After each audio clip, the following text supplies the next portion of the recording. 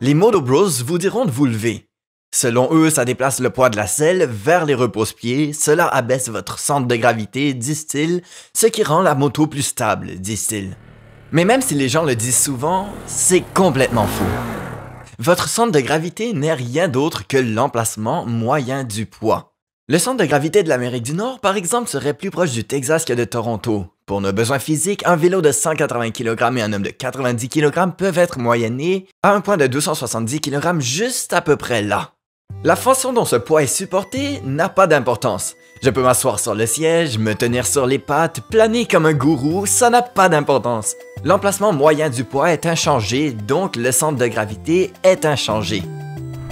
En fait, le fait de se tenir debout augmente légèrement le centre de gravité, puisque le torse est légèrement plus haut, ce qui, selon la plupart des gens, devrait empirer la tenue de route.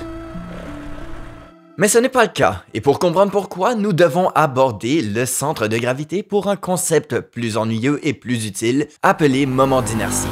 Rappelez-vous qu'on essaye d'éviter de tomber. Donc, tout comme un touriste qui prend une moto à côté de la tour de Pise, il faut résister au basculement. Le moment d'inertie décrit exactement cela. Il s'agit de la quantité d'effort nécessaire pour faire basculer quelque chose. Lorsque la masse est située près de l'axe de roulis, un objet bascule facilement. Lorsque la masse est située loin de l'axe de roulis, elle résiste à la rotation. C'est pourquoi les funambules portent ces longues perches.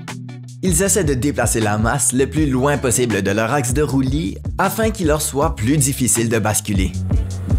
L'axe de roulis d'une moto est l'endroit où les roues touchent le sol, et en éloignant votre masse corporelle de cet axe, vous augmentez le moment d'inertie de votre système. Plus de résistance au basculement, plus de stabilité. Nous voyons maintenant une image plus vraie, mais pas encore l'image complète. Jusqu'à présent, nous avons considéré la moto et le conducteur comme un seul même objet. C'est une hypothèse juste lorsque vous êtes collé à la selle, puisque toutes les forces qui agissent sur la moto agissent également sur vos fesses. Mais c'est pourquoi les instructeurs de conduite disent de se tenir debout avec les membres relâchés afin que votre corps puisse agir comme un corps indépendant. Vous voyez, la bosse n'est jamais le problème, c'est l'élan que la bosse donne qui vous fait décoller. Mais l'élan, c'est la masse multipliée par la vitesse et c'est optionnel. Pas pour votre moto, un objet inamovible enverra toute la masse de votre moto vers le haut à une certaine vitesse d'impact. Mais pour vous, souvenez-vous que vous êtes un second corps. Vous pouvez laisser la bosse plier vos genoux plutôt que de soulever votre masse et si votre masse ne se déplace pas à une certaine vitesse, alors vous n'ajoutez aucun élan. C'est pourquoi frapper une bosse en position assise peut vous envoyer vers le ciel, alors que frapper une bosse en position debout, pas nécessairement. La réponse simple est donc qu'il est préférable de se tenir debout lorsque votre moto rencontre des bosses soudaines. Sur l'asphalte, cela se limite aux voies ferrées et aux débris courants. Mais hors route, c'est partout. Et c'est éprouvant parce que la solution des deux corps ne fonctionne que lorsque vous différenciez votre poids sur les muscles.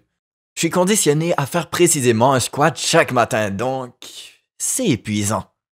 Mais si j'essaie de me reposer sur ma structure squelettique, alors on revient au problème rigide du un corps.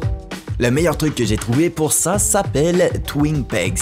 Il s'agit d'un repose-pied secondaire au niveau du talon qui peut être abaissé pour se déplacer sur la pointe des pieds sur les sentiers et renforce pour faire avancer le pneu arrière dans la boue ou pour le sentir. Pourtant, pour un usage courant, on a moins l'impression de se tenir sur une barre que sur un sol solide. Ainsi, votre poids repose sur les muscles de vos cuisses plutôt que sur les chevilles et mollets. Le résultat est que vous doublez instantanément votre endurance pour vous tenir debout. Ce qui, comme nous pouvons l'expliquer maintenant, est mieux.